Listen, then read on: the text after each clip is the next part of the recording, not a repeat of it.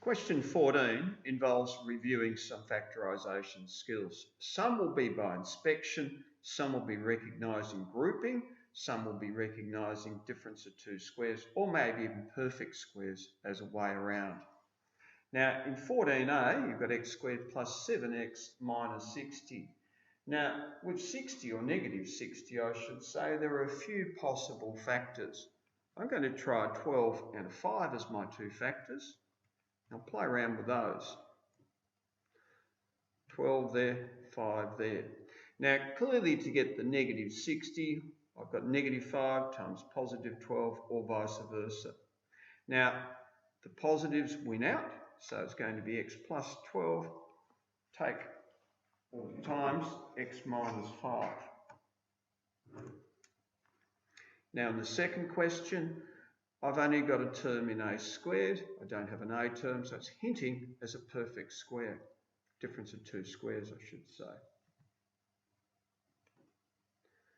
So that then gives me 4, a take 4, multiplied by a plus 4. So recognising the difference of two squares.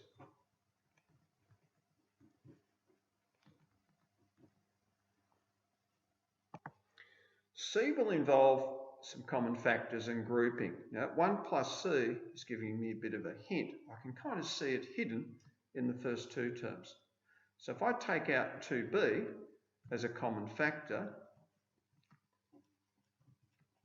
you can see that I've got 2b lots of c plus 1 lot of c plus 1. I can then factorise by grouping 2b plus 1 lots of c plus 1.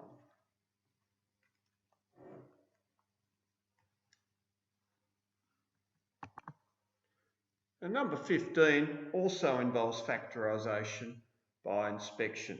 Now, I'm a little unhappy with how that's organised. I like the ax squared plus bx plus c arrangement, so I'm just going to rewrite that so it reads in that order. It just gives me a bit more structure when I do these questions. I can take out that negative 1 or negative as my common factor, and I think that will give me something a bit more viable to work with. Now by inspection, 2x plus 3, lots of x take 9. My two factors. In E, it's hinting towards difference of two squares. So if I was to call that a squared, that's going to give me 1 take 3a, lots of 1 plus 3a.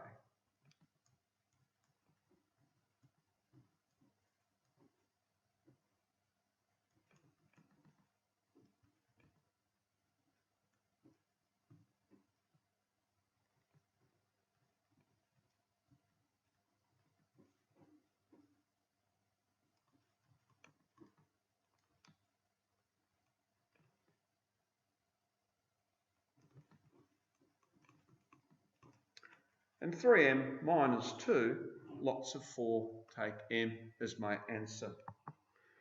In F, that looks messy, but you can soon see you've got a common factor of 8 to take out. So when I take that out, I'm left inside the brackets with x squared minus 6xy plus 9y, should be squared, 9y squared, and that's actually a perfect square.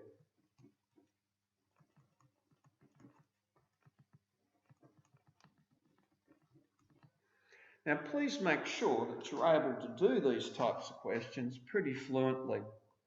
They're a nice mix set. It's getting you to practice certain skill sets as you go.